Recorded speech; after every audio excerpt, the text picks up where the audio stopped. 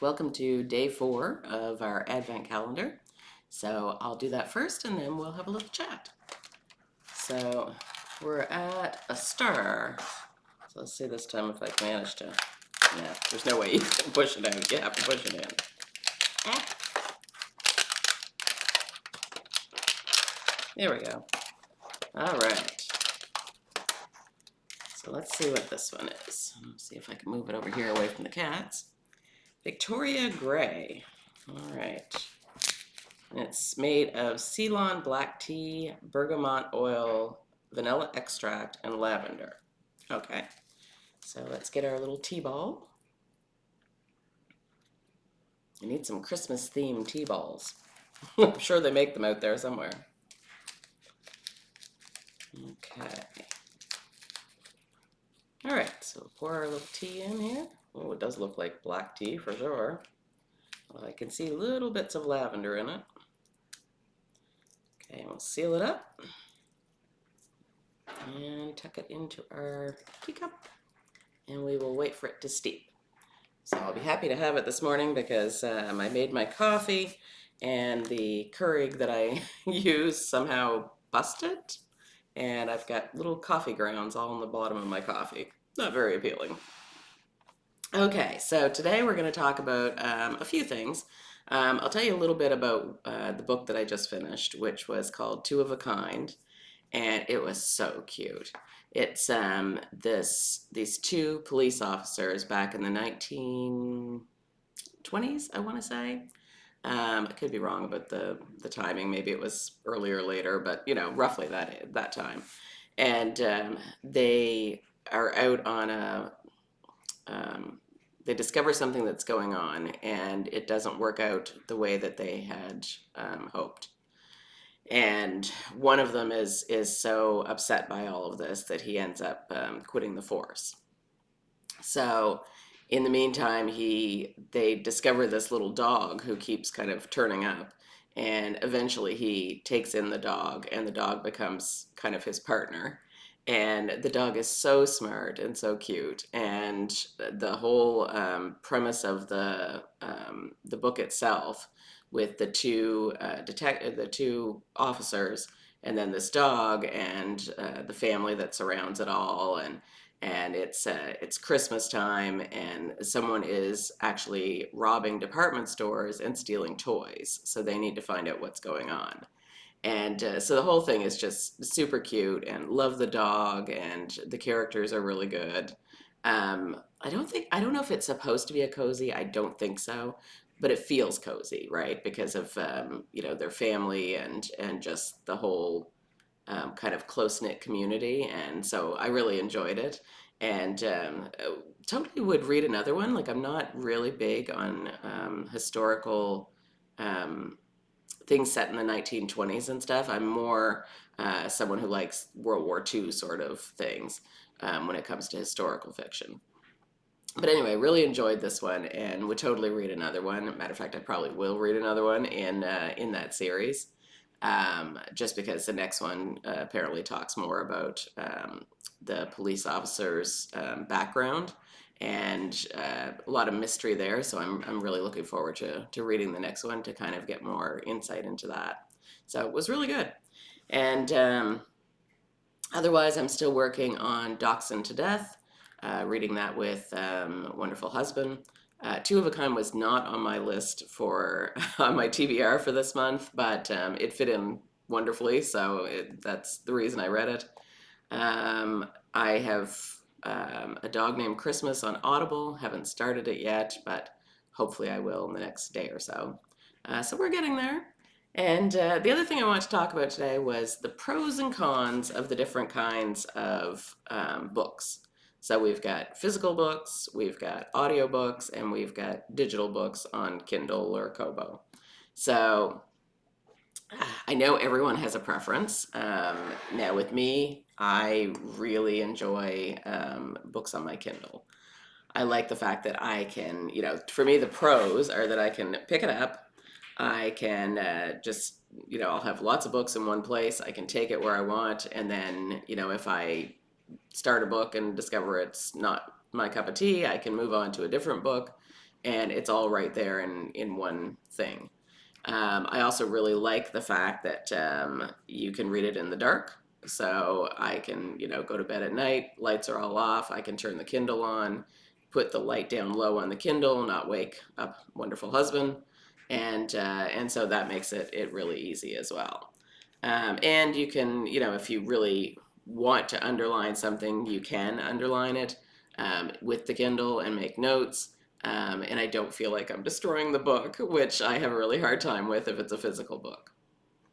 So all those things are pros for Kindle as far as I'm concerned. Now the negatives, I do find that if I'm sitting out on my deck in the summer, I can't read out there. It's far too bright, and I just can't see. No matter how I adjust the Kindle, it just doesn't seem to work for me.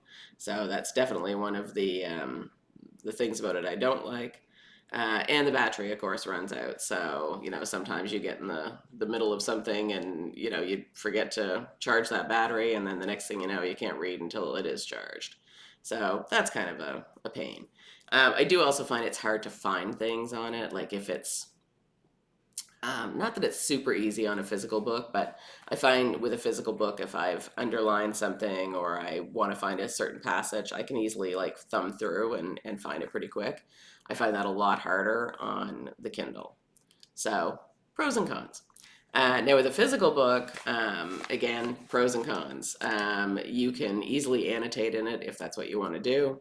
Like I said, I don't because I mean, if it's a nonfiction book, I have no problem doing that.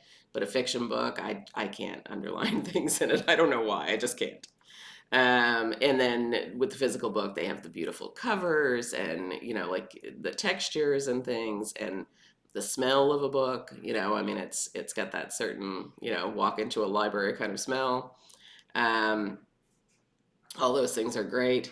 The covers themselves are just, I mean, some of them are so beautiful, right? And I mean, vibrant colors, and they just, even the feel, the heft of a book is, it's a good physical sensation.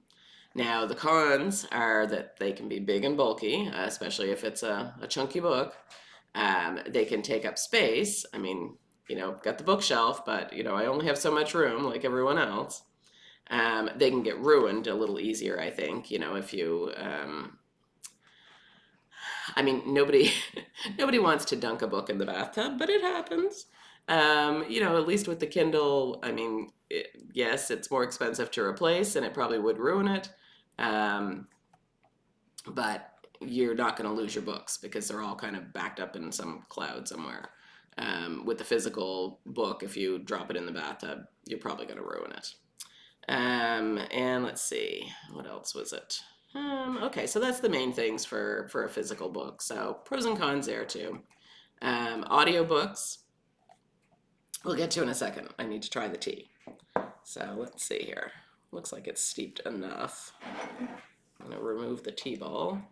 Remember to bring something to put it in this time. All right, so let's try this one.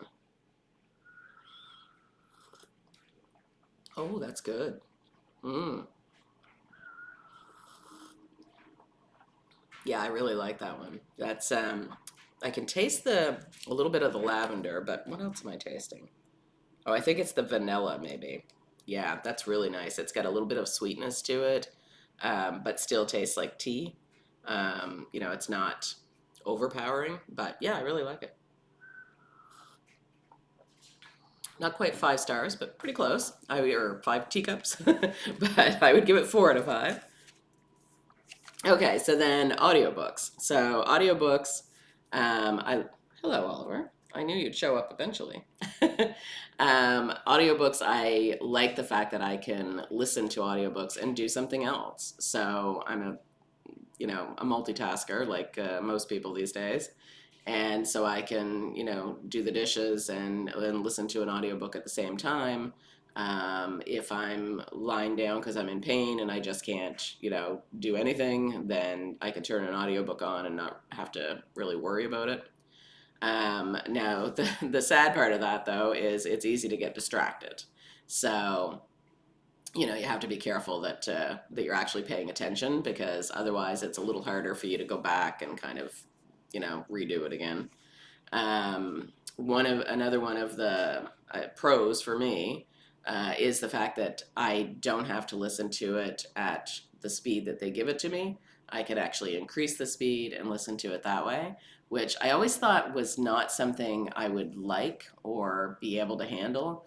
But surprisingly, once you start doing it, your brain really adjusts and you're fine with listening to it in what, like if somebody walked in the room, they'd think, oh my goodness, what's she doing? It's so fast.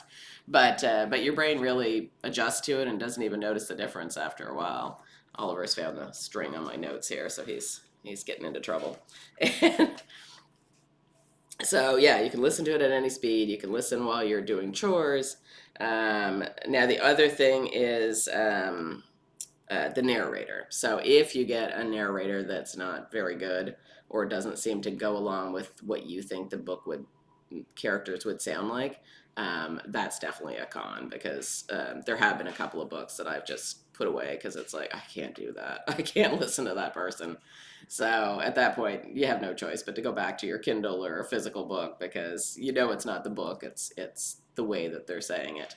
I started with that in mind. I started reading or listening to. I think the woman's name is Lucinda Riley, I think is the author.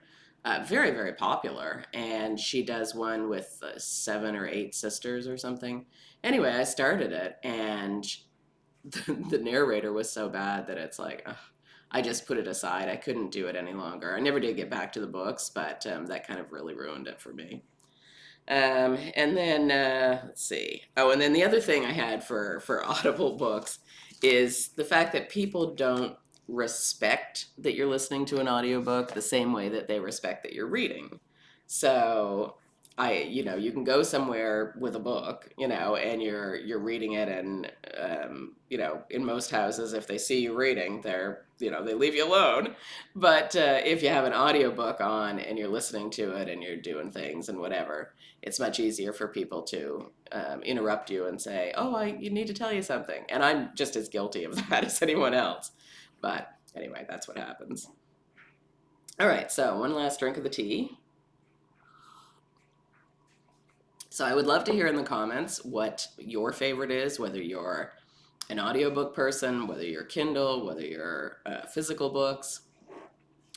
I do find, like, I mean, I have, shelves full of physical books, but I find I I don't pick those up as quickly as I pick up something for Kindle or something for Audible. I just find I don't know, it's an odd sort of thing, but it's hard for me to get into a book that I have to lug around with me. I don't know why. Uh, so anyway, I'd love to hear what you think, what it is that you're most interested in reading, whether it's if you had the same book on Audible, Kindle, and physical, what would you pick? All right. So have a great day, friends, and we'll be back tomorrow, Oliver and I, with the next day's Advent tea. And in the meantime, I'm gonna go dump my disappointing coffee and drink my tea. Talk to you soon. Bye bye. Oops, one little thing we forgot. I spoke with the author yesterday of the Shadow Work Journal for Beginners that we had talked about on an earlier video, and it is now out and ready for sale on Amazon. So if anyone's interested in getting that and starting that journey for the new year, it's ready to go. So it's called Shadow Work for Beginners and Shadow Work Journal for Beginners, and the person's name is Felix Buckwald. So take a look for it. All right, have a great day.